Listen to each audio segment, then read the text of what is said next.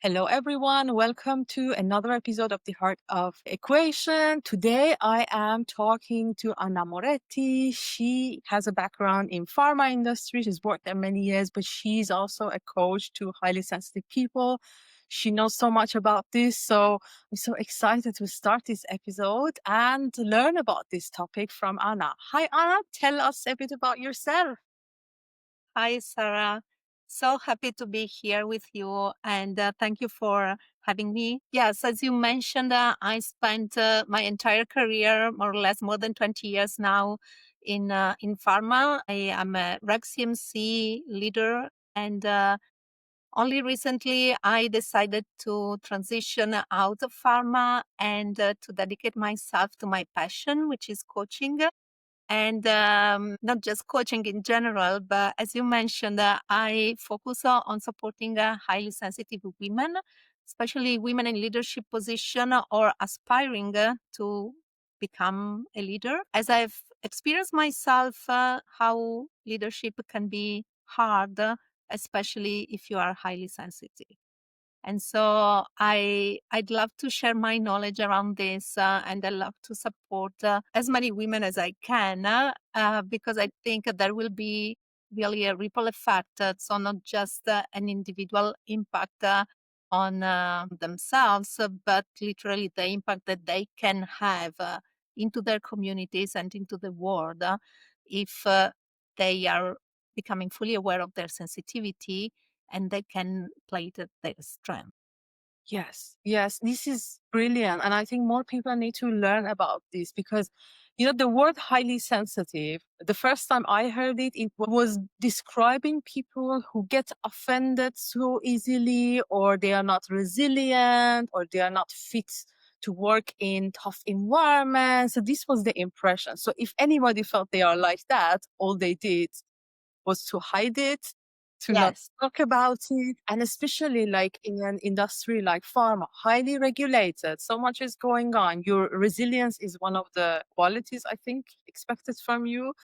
So it may be a challenge if someone notices they are highly sensitive. So before we continue, maybe you give us a clarification of how can someone know they are a highly sensitive person? Well, there are certain signs that can lead to, say, a self assessment. So we cannot talk in this case about diagnosis because it's not a disease, right? So it's a trait of the personality, something that it's natural. It's not just in the human species, it's also in animals, for example. So it's not a disease, and we don't talk about diagnosis.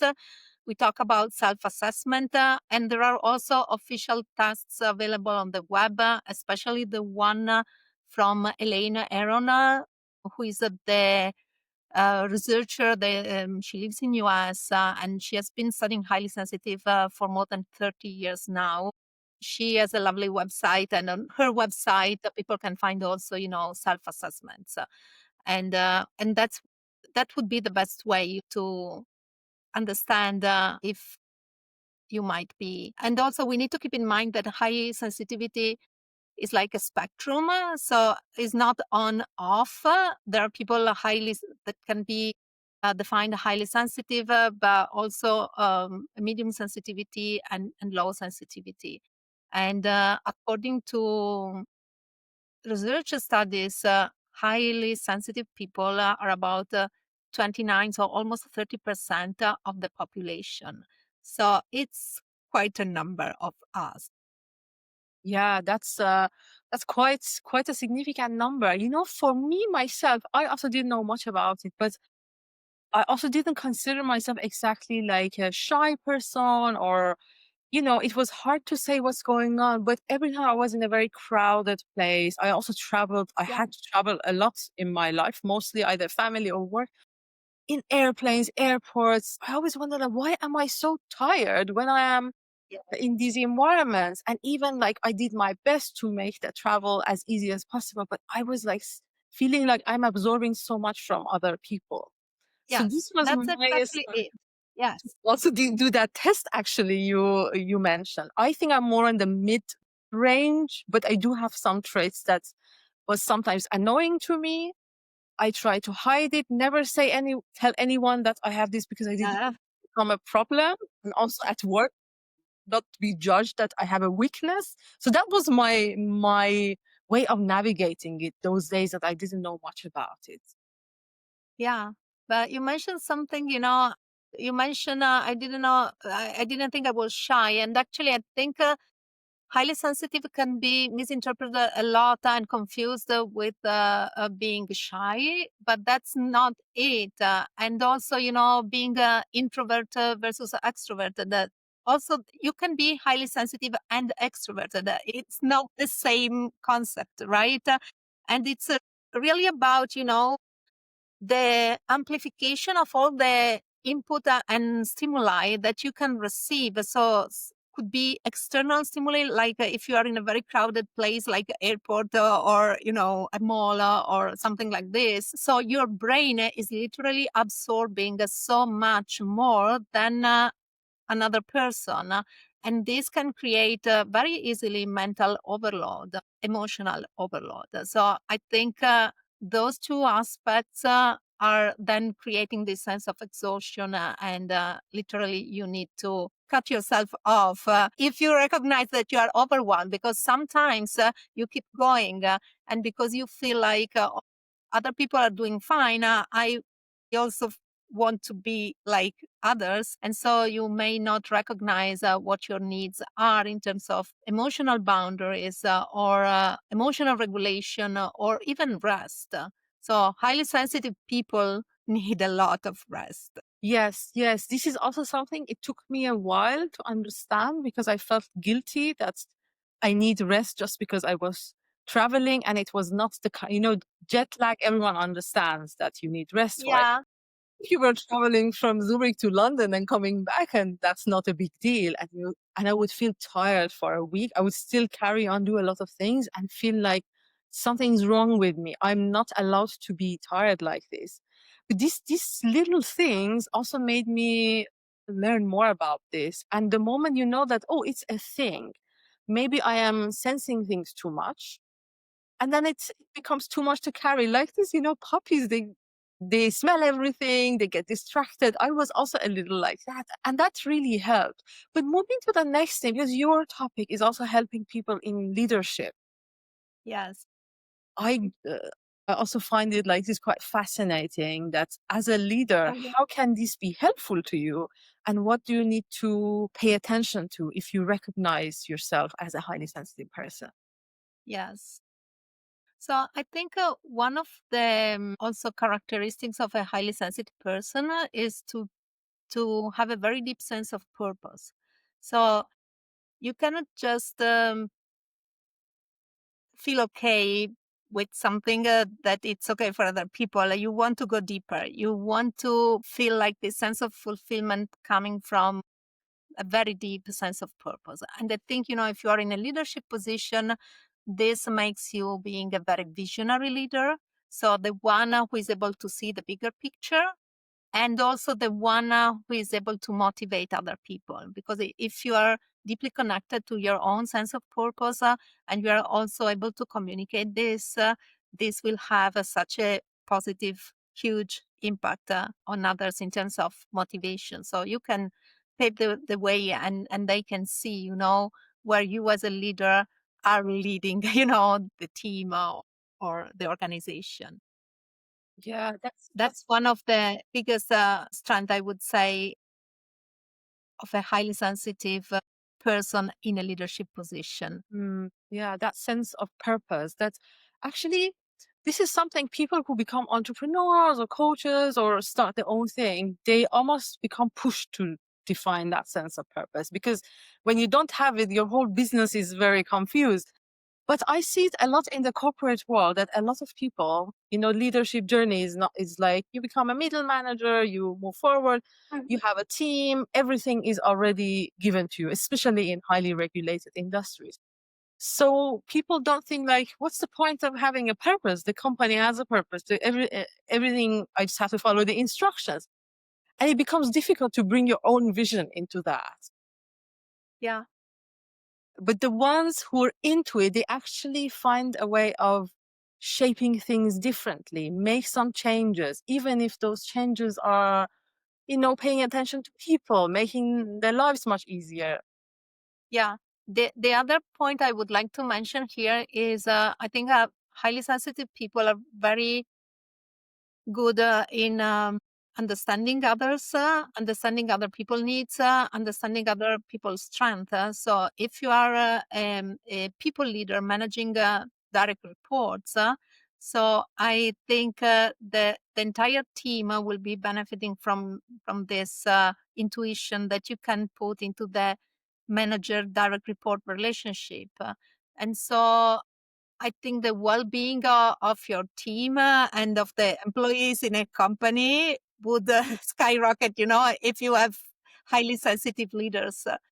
So I would say this is also something that corporates should pay attention to. So to have, in terms of diversity, different leadership styles, if you have a highly sensitive leaders who are truly connected to their sensitivity, because this is the thing, if you spend your entire life hiding your sensitivity, you are cutting yourself off from yourself and from your intuition and from your sensitivity. So you need to be highly sensitive and you need to be connected to your sensitivity to be able to bring your strength and see the impact that you can have on others or on the organization. Mm.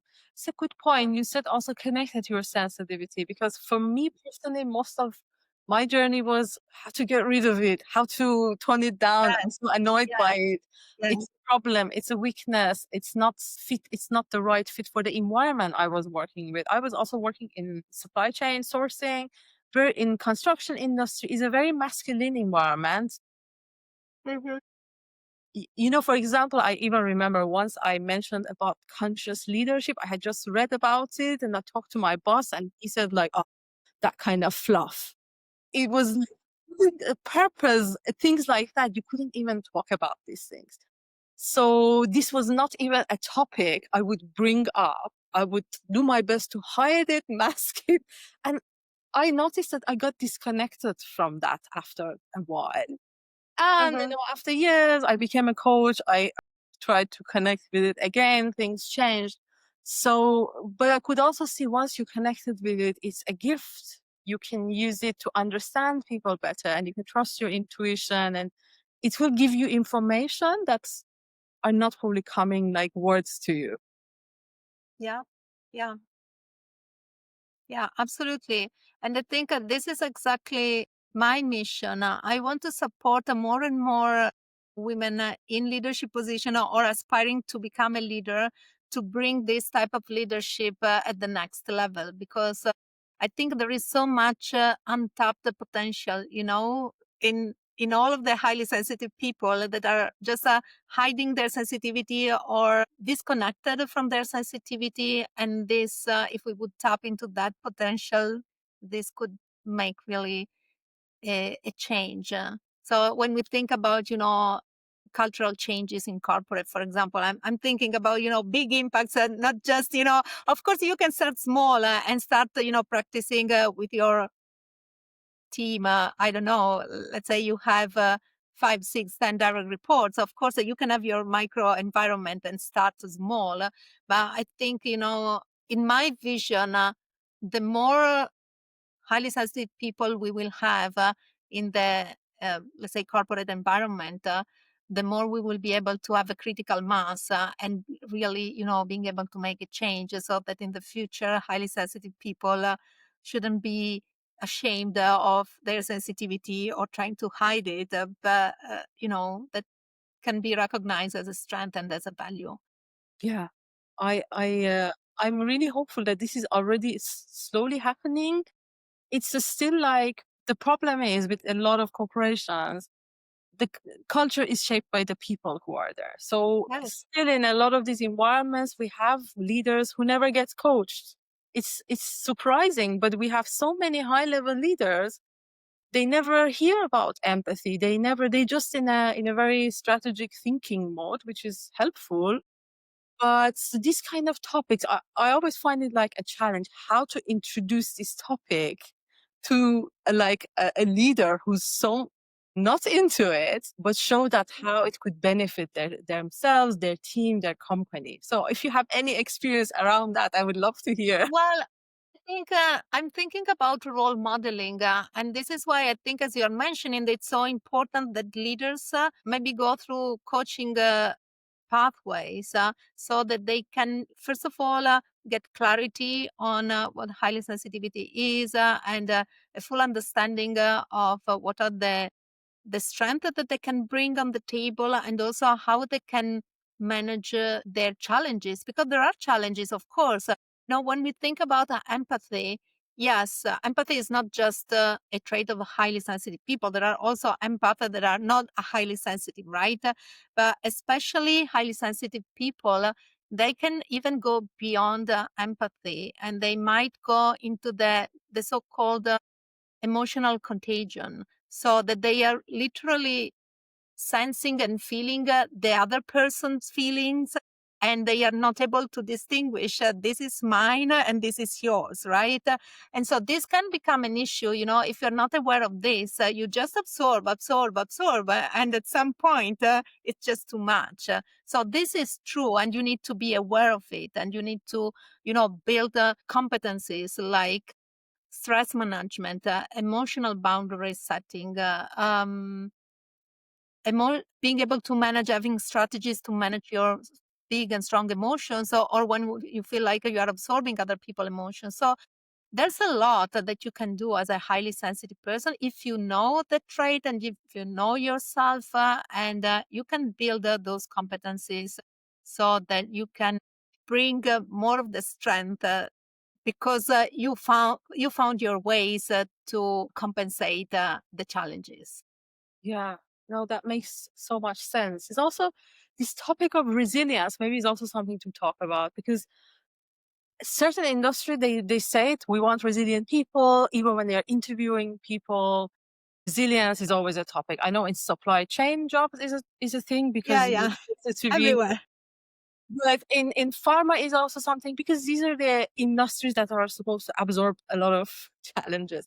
I've heard less of it. Also worked in fashion for a while. I didn't hear much about this, but I think is also necessary for them. But how to show that a highly sensitive person can also be actually very resilient and it could be an asset in this kind of situations, like difficult Yeah, situations. yeah. I think again, it depends on how much that highly sensitive person is connected to their own highly sensitivity, and how much that person has invested in knowing herself, knowing her trait, and finding those strategies that can build their resilience. And then they become role models, and they can really show with their behavior, yes, it is possible. And also bring to the table all the positive aspects, like we discussed before, the visionary piece, or being able to read the room, or being able to support the team members with their strength. So these are all positive aspects that can be highlighted. Only once you feel good about yourself, you feel confident, you feel connected to your own truth. So this is the basis. If you skip that part, you will never be able to, show up as a resilient leader because you are too much, overwhelmed about what's happening inside you, and you don't understand, and you don't know what to do, how to manage yourself. I think that's the very first step, to set the ground and really look inside and connect with yourself and your sensitivity. And sometimes it's hard, I know, when you have been hiding it for your entire life. So it's not it's not that from one day to the other you wake up and you say, "Oh, now I decide I connect with my sensitivity," and you plug in and that's it. Yeah. It's not that easy, but it's also not impossible. I think it's a journey, but I think it's a journey worth Yeah. to, Yeah. yeah. It's also walking our talk means like practicing, trying to do something about it and not continue the hiding, game that Yeah. also not serving anyone. But it's also, there's something you touched upon this with like the topic of boundaries, everything. It's also the topic of burnout. Of course, that's a whole different topic, but highly sensitivity, if it's not acknowledged, it could also lead to burnout. This is something I don't have any research about it, but I just hear a lot from people who are like this, because you take so much also from others, you absorb so much, and then if you don't do anything about it, it becomes an extra pain you're carrying. And the topic of feeling depressed, or feeling tired, developing physical problems, is, I think, more common among people who are highly sensitive but do not address it. Yeah, on this topic, I read a while ago that there was a study ongoing Mm. to investigate around highly sensitivity and mental health, which I think is exactly what you are talking about. And I'm super curious to see the results of this study. I don't know exactly when they will be available, but also in my experience, as I said, if you do not recognize your highly sensitivity and you don't take care of yourself and your needs, like, as we mentioned, rest or emotional boundaries, management of big emotions. So if you are overlooking these needs and you are not taking care of yourself, I think a burnout or something similar to burnout is it's very easy. And sometimes it could be misinterpreted, or maybe the signals of the sign are very similar. But then when you go one layer deeper and you look at the root cause, then you can recognize, "Oh, I am highly sensitive. So I need more rest. I need more boundaries." Sometimes highly sensitive people are literally not able to set boundaries. It's not in their nature, Yeah. they are so keen to help and support other people. And they are so good at seeing other people's needs even before the other person recognizes. But they are not good at looking at their own needs. So this is something that they can learn, it's something that they can learn. And once you learn this, then everything becomes more easy, and and you feel okay, you feel good, you feel confident. Yeah, that's true. It's also something is quite funny, because I work with all kinds of people, but also a lot of coaches who come from corporate background and they become coaches. So very much Yeah, like I've done 20 years something, yes, and they become coaches. But something that is very common I hear from them is also, I'm a highly sensitive person. I've had two very clear cases that actually worked with highly sensitive people, but the rest of them, that's something they're so aware of. And I wonder, it's also one of the qualities that makes you also a coach or therapist or someone who is in a healing or helping kind of job. yes. Yes, yes. I think there is a high percentage of therapists or coaches, either they are aware of their highly sensitive trait or not, Yeah. but because this is the calling, you feel like you want to support other, you are so good with certain skills like intuition and active listening and this type of things that are really key, for professions like a therapist or a coach. So it comes natural to you. The Yeah. thing is, being aware and being able to protect yourself when it becomes too much. You need to put up boundaries and take care of your own needs. Yeah. Yeah. And coming to the key question, actually, because you also transition from corporate to coaching and you help people with this topic. So can you tell us also a little bit more about how you help your clients in this sort of journey of being highly sensitive and wanting to become leaders? Yes. So I think based on my experience of being a leader and also being a highly sensitive person, I put together a sort of a framework, 5-step framework, to support. I love working with women and I want to say highly sensitivity is not just a women trait, a female trait. Highly sensitivity is shown 50-50 both in men and women. So I want to be, clear on this. For like personal reasons, I like working with women, and I think for other cultural reasons, women are even more hiding themselves. And so I love supporting women. But again, highly sensitivity is 50-50 men and and women. Back to my point. So I designed this framework in 5 steps to really guide women through a personal transformational journey. So starting from reconnecting with themselves. So understanding what their needs are, what does self-care means, really getting to know highly sensitivity as a trait. As we said, you can be highly sensitivity according to a self-assessment. You can define yourself as mid-sensitive. It doesn't matter, if you feel like that you want to lead with empathy and you want to really show up in a very authentic way, you need to be connected with yourself, with your intuition, with your truth. So first step is really getting to know yourself, your needs, your ways to take care of yourself. And then you start looking at the nervous system regulation and how do you manage your emotion. What are emotions, Yeah. And all of this is a big part because I think in our society, we are not learning, these skills. So it's something that you can really acquire, and especially for highly sensitive people is super important. And then it's also about when it comes to be a leader, you're not operating in a vacuum, of course. You are having relationship with other people, either your peers, team members, or your own manager.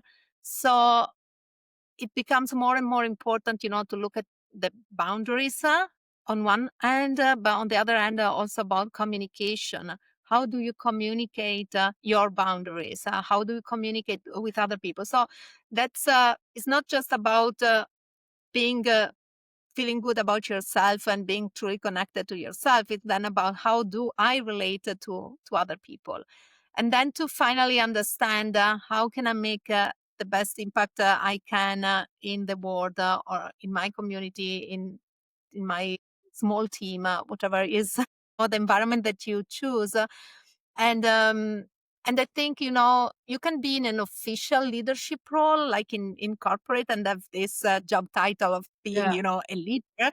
But you can also be a leader in your own family, in your group of friends, like a different type of community.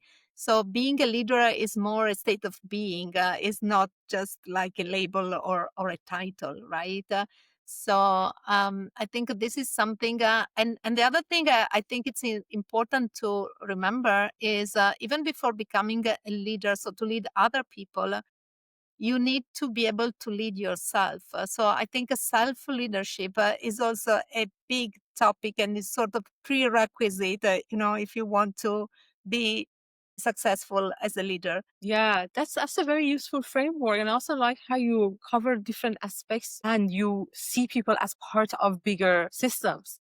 It's Yeah. true. We are not doing these things in isolation. And sometimes I wonder the whole personal development work is too much focused on yourself and meditate and visualize and go inward, which is important. But we are who we are in relationship with all these people around us. And we cannot go live on a mountain. Maybe some people could go in a monastery or somewhere, but most of us can't. Most of us need a job. We have to pay our invoices, our, I don't know, parents, husbands, wives, Yeah. sisters, and we have teams. So we have to find a way around.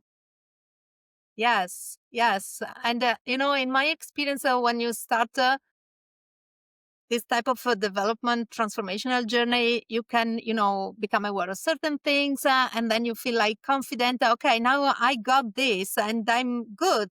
And then the first opportunity that you are interacting with someone else, you fall completely back in your all the patterns, and Yeah, so exactly. yeah. So I think first of all, you need a lot of repetition. So if you want new habits and new patterns to replace old ones, you need to give yourself time. So clarity, awareness and clarity is the basis and the first step. But then you need to repeat and repeat again and again, the new habit or the new patterns in order for them to become the way you live or you lead. So it's literally a journey. Is not something that you can achieve like from one day to the other. Yeah, Yeah, amazing. Anna, we're coming to the end of this episode. I Yes. enjoyed talking to you, and I think there is so much more to address this topic. So I really like people to come and find you. I think you soon release your new website, so we will tag Yes. it here, of course, in the show notes. But is there anything that we have missed to cover in this episode for anyone who's interested in this topic? No, I think we covered already a lot. And as said, research is ongoing.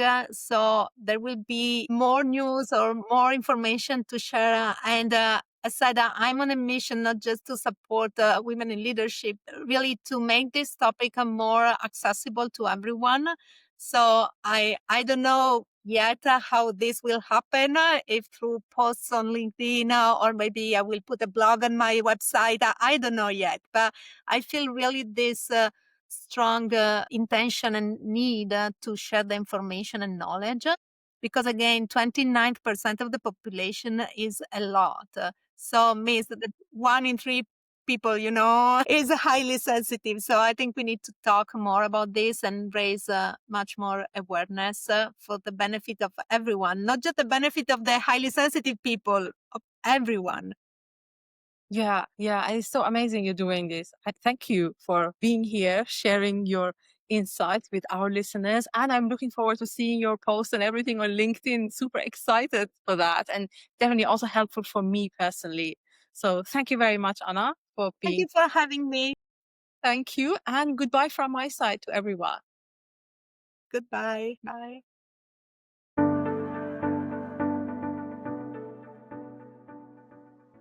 Thanks for listening to The Heart of the Equation. If this episode sparked something for you, we'd love to hear about it. Be sure to subscribe, leave a review, and connect with us on LinkedIn and Instagram to continue the conversation. And if you know someone who is navigating their next career step, share this episode with them. It could be exactly what they need. We'll see you next time as we explore more about leading with purpose, resilience, and authenticity. Let's keep growing together.